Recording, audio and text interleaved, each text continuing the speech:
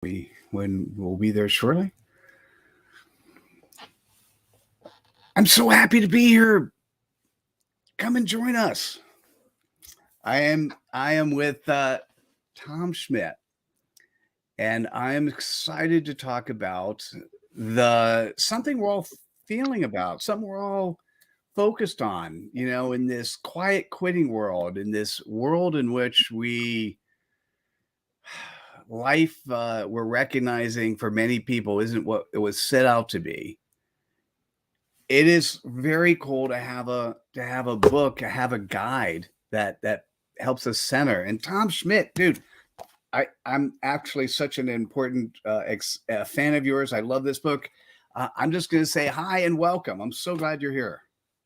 Well, thanks, Mitchell. I appreciate the offer to be here today, and I hope that after this is over, that people will want to pick up a copy of the book, as I think it can be very transformational for their lives, both if you're young and or old. I think it has value for everybody. By the way, I'm going to say yes. Now, I do have a vested interest as the publisher. I get excited about. I'm only going to work with people that I love, and as a matter of fact, I want to share. I want to share a little bit about the book, just so you could, for those who see it, for those who pick it up. The book that Tom and I focused on, the book that Tom and I did, was one in which is unique in terms of what's on the marketplace. Although more and more people will do books this way, it's a book that's easy to consume. It's a book that is very straightforward, and one in which, um, you can read it, the whole book, if you sat down cover to cover, 20 to 30 minutes. Now, if you start clicking on the videos, and you start focusing on the content and thinking about it, if you start thinking about, even if you gave it 5 minutes a week, 5 minutes a week, and you started walking through the sections, what's going to happen is you're going to start transforming you're going to start thinking different. So Tom, I want to show this, and then I'm going to ask you some of your, what some of your favorite things are in the book, right? So for those seeing it, this is Tom's book. So when you think about quitting, think about why you started. And I'm gonna go to one of the sections and open up, and we've done something different. We have color on the inside. We have QR codes that go to a video of Tom talking about this section. And then on the inside, it is full of aha messages. And I was looking at it yesterday, and I came up with my favorite, and I go, yeah, I'm going to sleep on it, and I'm going to look at it again. And I have now a new favorite at the moment. And I want to ask you, Tom, what's your favorite? What's your favorite message? What's your favorite aha message from this book? Well, there's many that I like, but one of them that sticks out for me is one that I was taught as a child, which is number 8. And that's, do the things that you say you're going to do them on time, and do them to the best of your ability. When you demonstrate that level of integrity, you gain people's trust that you're going to do the right thing for them. And it doesn't matter where you are in your life. If you do what you say you're going to do, then people will begin to trust you, and you have a much higher level of integrity when you do that. Well, I love that, because my focus is all about credibility, and this is really the fundamental component of integrity. And I think you and I talked a little bit about integrity, and I look at integrity as being, not just external integrity of what you do on the outside, but internal integrity on who you are. Tom, talk about that a little bit, because you were somebody who, you're going to go to the ends of the earth to make sure your customers are happy. Well, Mitchell, I think that goes back to how I was raised in the small town in Bennington, Kansas. People look out for each other, and everybody helps each other. And I had great parents, and they were always teaching us to look out for others and to do the right thing. And to go above and beyond. And my grandmother Schmidt, she always used to say that, we should respect everybody and use the talents that we have, because one day we would be an elder, and that if we didn't share the talents that we had, they would be taken away from us. And Mm. so it's always trying to do the very best thing that you can for whoever it is that you meet. And that's why I live by, even though it's hard to do, I live by a very simple premise. And that is, are you better off for having met me today, which is actually number 12. So, by the way, I am. I absolutely am. And listen, guys, I if you don't mind, I want to read for you AHA number 8. And I want to publicly oh no, it's 5. Sorry. AHA number 5. It's thank your clients for having faith and trust in you. Giving thanks helps them realize how much you value doing business with them. Hashtag connect more. And Tom, I just want to thank you publicly, having the faith and trust to do something that's outside of the norm, to be able to I can't even tell you how proud I am of being able to share this with others, to be able to have my clients read this and recognize the importance of, hey, listen, when we get these obstacles and stuff gets in our way, we still need to move forward. And so thank you. I really appreciate that. Well, you are most welcome, because people appreciate businesses when they know that they are appreciated. And business goes where it's appreciated. Sometimes the price of things is a little higher, but if you're appreciated and valued as a person, as a client, as a customer to that business, then people will return when they know they are valued. And we all have that sense of value, no matter where we are in our life or what we're doing. We all want to be valued.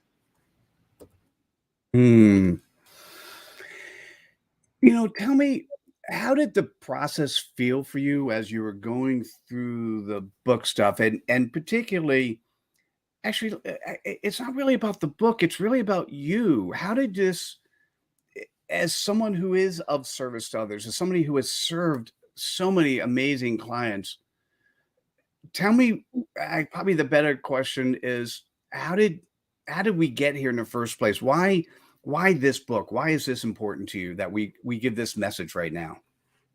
Well, there's a lot of reasons why I decided to write the book, but a lot of it was to tell the story of my parents and what wonderful people they were, but and are, because my mother's still alive. But the values that we were taught seem to be greatly missing in our society today. And we're in this culture of instant gratification, and no one wants to put forth the time and effort to be successful at whatever that is, and however a person views that. And everybody wants to have everything now, when that's not really how relationships are built, and that's not how businesses are grown. They're built on trust and long-standing relationships. And those are values that I learned as a child from my parents, and being involved in scouts and the other people in my community, because we all valued each other in one format or another. And today's society, if you have a different opinion of somebody, you're degraded, and that's just wrong. And I think the to show people that there is a way to be something different, even if it's only in your small corner of the world, you can make a difference with those that you interact with, and you can be successful for whatever that means. And that's really why I wrote the book, was to try and create a legacy of uh, kindness and forgiveness, and being able to do the right thing for people. Mm. Is there? Can you tell us a story when you did the right thing, something above and beyond what was expected of you? Oh, um, well, there are many cases in the business I world know. where I'm thinking. it, I know. I'm kind of uh, thinking. Which one's he going to choose? um, when I think about different clients in this business, uh, one incident that comes to mind that a lot of people would have walked away from, but because it wasn't a very large sale in terms of monetary uh, compensation, but the impact that it had on this young girl's life totally changed the trajectory of her life forever. And just real briefly, I met her dad. He was a postal clerk, didn't have a lot, was able to buy a contract that because he knew that he wanted to be a hero and take care of his wife and daughter, and they were getting divorced. And so he takes his contract out. A few years later, he becomes sick and ultimately dies at 52. And his daughter was 16 years old. And that policy was able to change the trajectory of her life. She's in her mid 30s now, and she was able to go to college. She was able to she just recently got married and is able to enjoy life much differently than it would have been for her otherwise. And so, like I say, a lot of people would have walked away from that deal, but that turned out to be one of the greatest impacts I've had for doing the right thing. Hmm. It always gives me chills when I hear that story. Uh, yeah, Tom, it's interesting to me. When I look at the clients that are attracted to you, it's those businesses with an upcoming crises. And I'm thinking to myself, if we swap the word businesses, so this is the business side, to people, by definition, don't we all have an upcoming crisis right around the corner? Sure, and most people aren't even aware that it's going to happen. And this goes back to the section in the book about listening to others. When you listen and listen intently and listen greatly before you speak and respond back, which goes back to the getting rid of the instant gratification issue, because you always want to tell your side of the story first before listening to what the other person has to say. I think then you are able to help people more and understand, especially when you've been in the business as long as I have to this point. When you hear somebody speak about something that's going on in their life, then you can, more times than not, let them know about a crisis that they have no idea is about to happen for them, and what the end results will be, whether that be a business owner or just a family person. Hmm. It's so funny. You don't do this. You're not a doom and gloom guy, right? Like when I'm hearing this, I'm thinking doom and gloom, but you're not that guy. No. Who are you? Who is Tom Schmidt? I would like to say I'm the guy who makes you do things that it makes you think about the things that you need to be doing. And for the most part, I make clients work for a few hours. Sometimes it takes longer depending upon what their issue is. And then I let me worry about their problem and I'll take care of it from them. And they know that it's going to get done and they can check that box off. Hmm. They've now addressed whatever that issue is. Hmm. I'm sure your clients don't know this. We should tell them. I'm going to actually see you in person shortly. I'm so excited about it. But I remember when we were working on the book, you and I would have calls late at night on your side because you were doing things to support your clients. You probably don't talk about that. right? I mean, it's in here. You talk about, hey, you do the right thing and you put in the work and you get stuff done and you make sure that what your clients need to get is, and you do it because it's in your heart, it's in your soul. But Well, I was raised with parents in a work philosophy that when you started a project, you worked till you got it done, regardless of how long it took.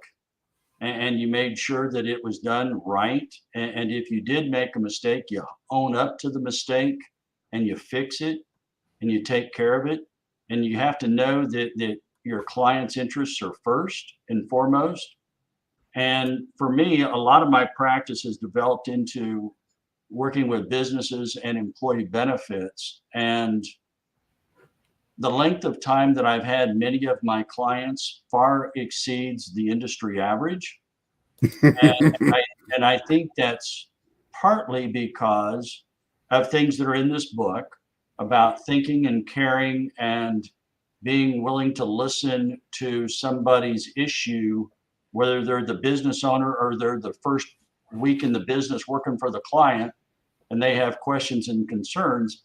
The fact that you're willing to talk to them and help them, I think, goes a long way, because it's such a lost art today that people don't really care. There's a very simple philosophy, and the quote is in here. It's given by Teddy Roosevelt, but people don't care how much you know until they know how much you care. And people can genuinely spot when someone genuinely cares about them. And success is based on that, genuinely caring about somebody else more than you care about yourself. Hmm.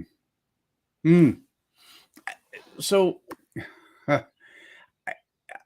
to me, that statement is so amazingly simple.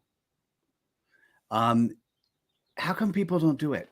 It just seems like this is a good philosophy in life. I mean, I want people to get back to the wholesome types of values. I want people to be living, not just reading, but living the values inside here. Why do you feel people don't do that, Tom? I'm not a big social media person, but I think a lot of things that happen on social media and immediate gratification, and while the concepts are simple to say, they're difficult to live out, because we all screw up and we all make mistakes. But there again, that goes back to the section on forgiveness that's in this book. When somebody has done something that you feel is wrong, whether it is or it isn't, are you willing to forgive that person or the incident and be able to move on? And instead of letting that harbor inside and create hate and violence and everything else that we see in our world today. And I think a lot of that could be changed if people would learn to forgive each other. Yes. How do we do that? How do we learn that? What is that? I mean, is that like you wake up one morning and go, okay, I'm ready? Is that divine? Is that like, how do we do that? Well, I think that's different for everybody, but for me and how I was raised, and that's really all I can speak about, having faith in God and the Bible and turning your eyes that direction will allow you to, and prayer, and be able to seek the wisdom to forgive. I think it has to start there. At least it does for me when those things happen. And I would like to hope that it would for most people, whatever they do believe in. For me, it's Jesus Christ, but that's not necessarily for everybody. But I certainly hope that they can look inward and pray about the divine intervention to be able to forgive somebody when something goes wrong.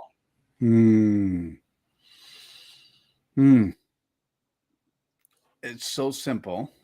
Now, once again, I think, Tom, a lot of what you've done and incorporated in here are things that are so simple, yet not easy for people to do. Yeah, that's very true. Because most things in life you have to work really hard at. Nothing in this world is a one and done kind of thing to create success, whatever that is for somebody. Whether that's just being a great parent, a great teacher like my sister, great business people, uh, whatever it is, a great coach, a great mentor. You know, nobody becomes great at whatever their craft is or whatever their gift is that God has blessed them with without practice and time. It just doesn't happen otherwise. I was, by the way, while we were talking, I was looking down. I was reading the table of contents, and I'm like, man, we have so little time and such great content.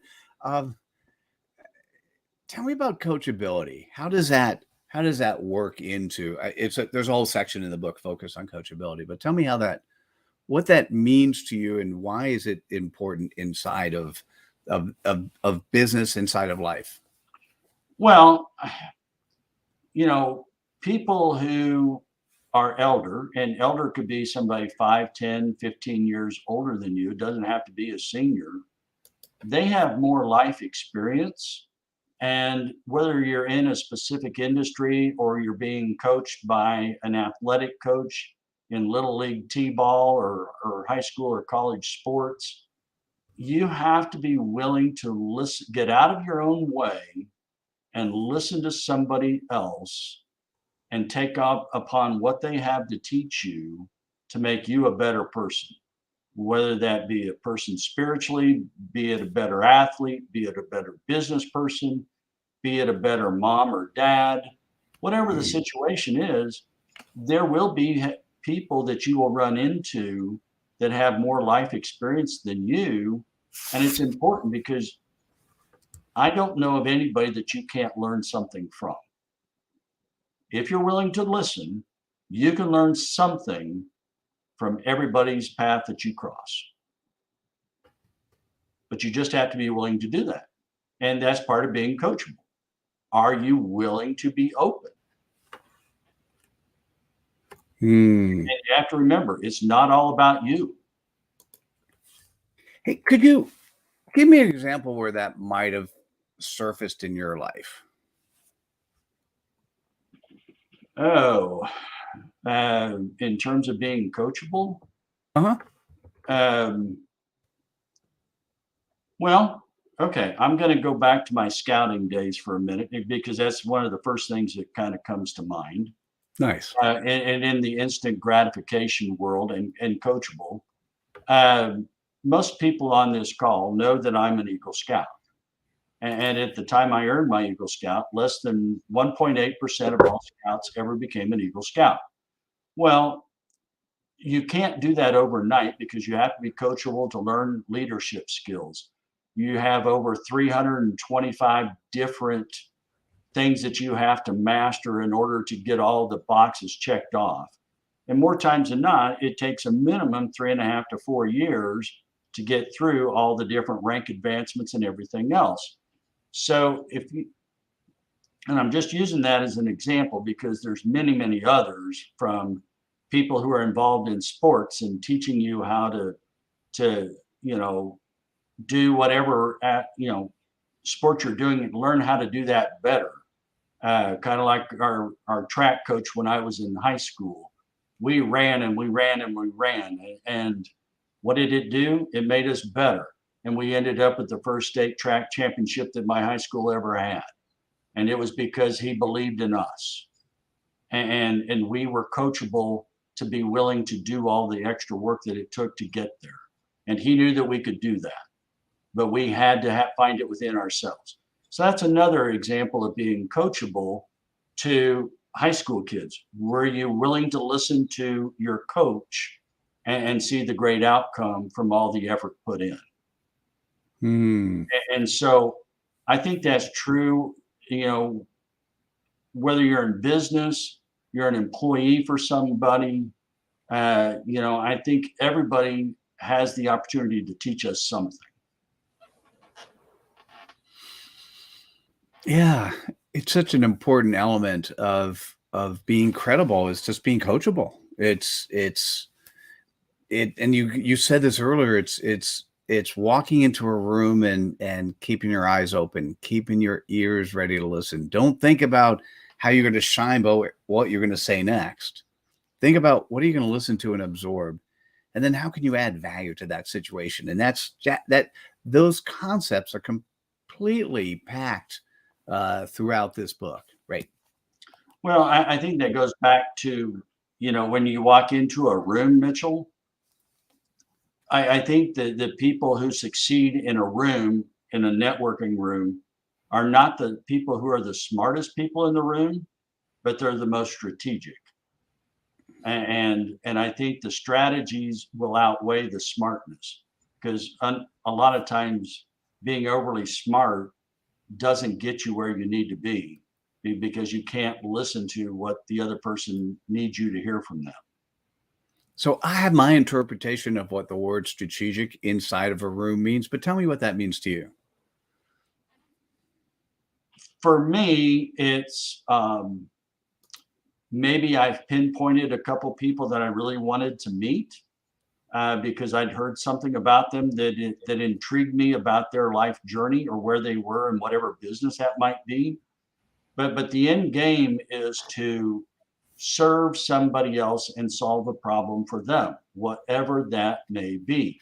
Because if I can serve you, whatever rewards come from that will come back, whether it be financial, be it gratification, be it a better friend, a new person that I met, somebody where I can be of value and service to them. To me, that's the most important part, because the financial piece will come. You just have to be willing to serve others. Mm, And I think my mother does that as well or better than anybody I've ever met. wow, nice. You are echoing so many values of credibility, and they're really packed into this book, Tom. It's being vulnerable. It's being accountable for who you are and what you say. It's having integrity. It's being coachable. I mean, for you, it's the intent and commitment to always do the right thing by your customers. Is having respect, right? And and it's amazing. Okay, so couple things I want to make sure, because there was a big section focused on fear. Tell me why that was important to incorporate in the book. Well, I think for somebody, or for a lot of people, I've learned that fear, I'd like to call it today false evidence appearing real, because most of the things that we fear in life will never transpire. They will never happen. But people, and I have lived in this fear at various times in my life, and that's why I think it's important to understand that when somebody says you're not good enough, or that you can't do this or you can't do that, people have a tendency to start to believe that they can't do that. And and oftentimes talents that people have get shoved underneath the table, underneath the rug, because somebody told them that they weren't good enough. And they need to let that fear go and realize that they have this talent, whatever that may be, and that they can shine with that talent and be of service to others. And, you know, for me, for a long time, it was the fear of success, fear of being good enough to be able to talk to people that ran multi-million-dollar corporations. And once I finally got over that fear, then my practice started doing much, much better. And so you just have to be willing to take a look at your God-given talent and know that that's what you were here for, and to put forth that best foot forward, whatever that is, wherever you happen to be in your walk of life. Mm. You're so amazing. Thank you. By the way, I've never heard that acronym before. and false evidence appearing real. That's very cool. Well said. How do you, as a business person, as a friend, how do we support others who have maybe unfound fears? I know I was just kind of curious. It just sort of popped in my head. Like, that's a question we got to think about. How do we be of service to others? Well, I think the best place to be of service to others is to listen. Because if you listen and you listen intently, those fears, those issues, whatever's going on with that person, it will come out because they will talk about it. And you just have to be willing to set aside our busy lifestyles to pay attention to it. And maybe you're the person that can help that individual. Maybe you're not. But in my world, over what's happened over the last 40 years, I know an awful lot of people that can help an awful lot of people solve their problems. And I may not be the right person to help them, but there's a good chance I can get them to somebody who can. And so that's service to others. Maybe you can be that catalyst for that person. Maybe you can be the person that introduces them to somebody that can help them with that. Either way, you're doing what you're supposed to do.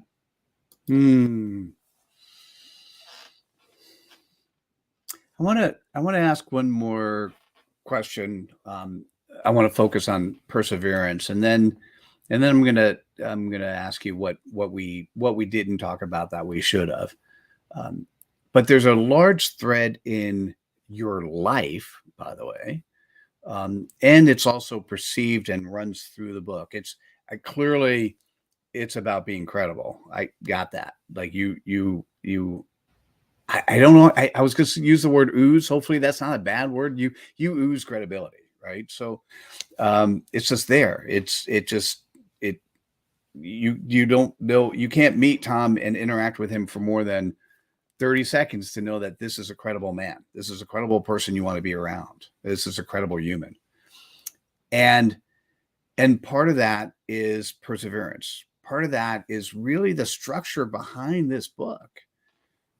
People think it's so easy. Hey, grass is greener on the other side. I'm going to quit. I'm going to go do something else. Some crisis came in, and I didn't avert it, and I'm running away from it. And your statement, your focus is perseverance. Let's talk a little bit more about that and what people should be taking away about being a person who does persevere. Well, perseverance for me started very early in life, and it started with my father and the family dynamics that we had. My mom and dad were very loving, caring people, but my dad was a common laborer, was injured at work when I was little, never to be able to do that type of work again. As a result, he started a flower shop, totally changed the trajectory of our family for the better, I might add. But he persevered through a lot of illness, a lot of surgeries throughout his life before he passed away at 52. And so we saw that perseverance as children, not thinking, subliminally, not thinking anything about it, but it was a great skill that my parents gave to us to persevere through the hard times, and the good times will come. And, for me in this business, I've been disabled 3 different times for about 6 months each at various points in my career. And oftentimes I didn't know, where I was going to go next, but things happened that managed to get me back in the business of serving others, and knowing that that's where I needed to be, was to serve others. And today, right now, my book of business, it has over $1.5 billion worth of benefit to people if something happened to them. And, none of that could have happened without perseverance and being willing to listen and being there for others, which is what I was taught as a child. Hmm. Yeah, Tom, it's so amazing to know you and be around you, and I just want to point out I did put the link to the book in the chat. Feel free to go and pick up a copy, pick up 2 copies, give it to a friend, give it to someone who this is just pure, good, wholesome is what we used to call it, values. Right? This is the type of way, the type of person, the way in which, if you're a parent raising kids, you want your kids to grow up this way. If your kids do, you're just proud of them and you look at them. If you're looking for how to act in the world in today's crazy, chaotic space, how to act in the world in a way that people will talk about you in a good way behind your back, you want to pick up Tom's book. So and the title, whether or not you're thinking about quitting, everyone thinks about quitting, right? But when you think about quitting, think about why you started. Go back to who you are. Go back to your core values. Go back to how you feel you want to show up in the world in such a way that you're not living a legacy you're leaving for tomorrow. You're living your legacy today. And Tom, that's what I get when I just interact with you as a human. And we've been able to capture that in paper, whether you by the way, one of the things you're going to be doing in the future is you're going to be reading this, so you'll have an audible version, right? But the cool part is, hardcover, paperback, Kindle, if that's a better vehicle for you. Tom, is there something that we didn't talk about that we should have?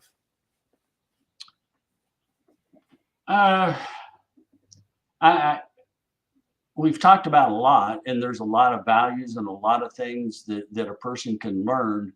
But I think perhaps one of the greatest things about the book, the way it's turned out, is that it's not a one and done read. It's a book that can be passed on for generations inside a family, because hypothetically, let's say you're a parent or you're a grandparent and you're reading this, and different things stick out to you and you take notes. And then maybe you pass away a few years later and your grandchild picks up the book and they see it and they go, wow, I didn't realize grandma or grandpa was going through that when they were, this age. And so I think it has ability to become a lifelong book for people. And it's one that you can pass on your fears, your vulnerabilities, the mantra for really who you are as a human being, for people to really get a chance to know you and what you experience, no matter who you are or where you are, whether you're running, Apple Corporation, or you're running the local hardware store. It doesn't really matter, because I think this book can benefit anybody. I second that notion. Tom, I'm honored to be associated with you. I'm really happy that we did this book together. I'm excited about how it turned out and all the benefits that come post when you have an asset like this. The coolest thing in the world is when somebody reads the book and they go, "Hey, you helped me. You changed my life." Now, you have already helped in when we were working together.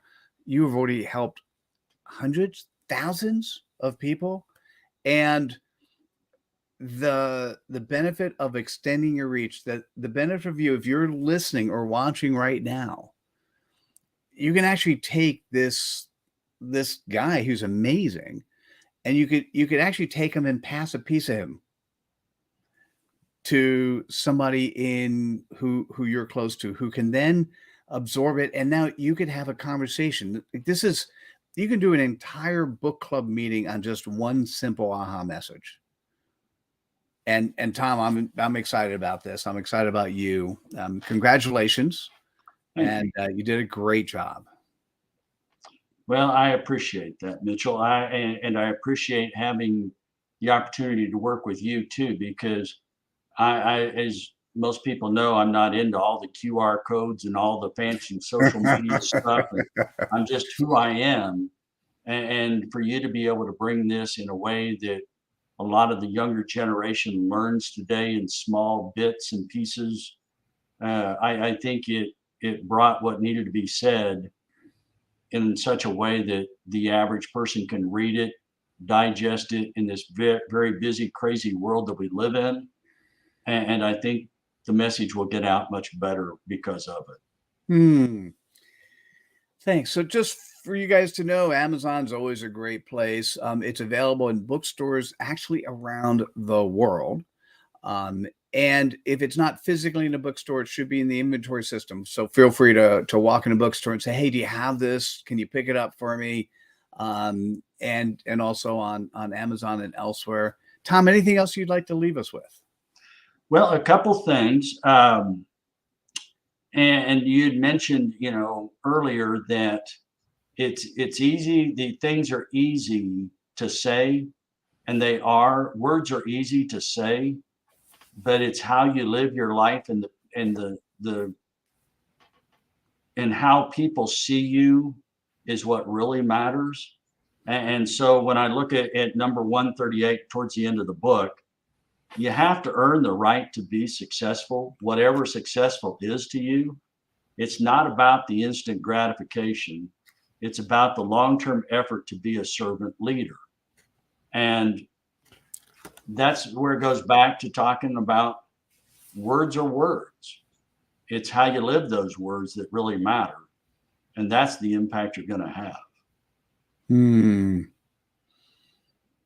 Yeah. Well said. Thank you. Tom, thanks so much. This is really a great way to close. Nice message. Good book. I am so interested in moving forward. And like I said, we'll see you next week, and we'll be lots of people will have access to this and access to a part of you they may not have seen, but they felt because you were in their presence. Now, really, Tom, the cool part, they could take a piece of you and share it, and you can have a army of folks who are helping to share your message because it's the right message. It's one that needs to be shared in today's world. So anyhow, that's your job. Take a look at the book. Feel free to pick up one or more copies, share it with those around you. And by the way, I'd say invite Tom, if you're local to him, invite him to speak. If you want to fly him around the world, invite him to speak if he can make the time, because he's serving his clients. And Tom, thanks so much. I'm honored. And for everyone else, thanks for joining us. This is a great time. I call it spreading cred dust. This is a great time to click on the like button, share with your friends, write down an aha moment that resonated with you. I'm going to go the step further, pick up a copy of the book and share it with those people you feel should have it. Tom, thanks again. Thanks so much, everyone. Have a great rest of the day, rest of the weekend. And let us know what you think about the book when you pick it up. Write a review on Amazon. Take care, everyone. Bye now.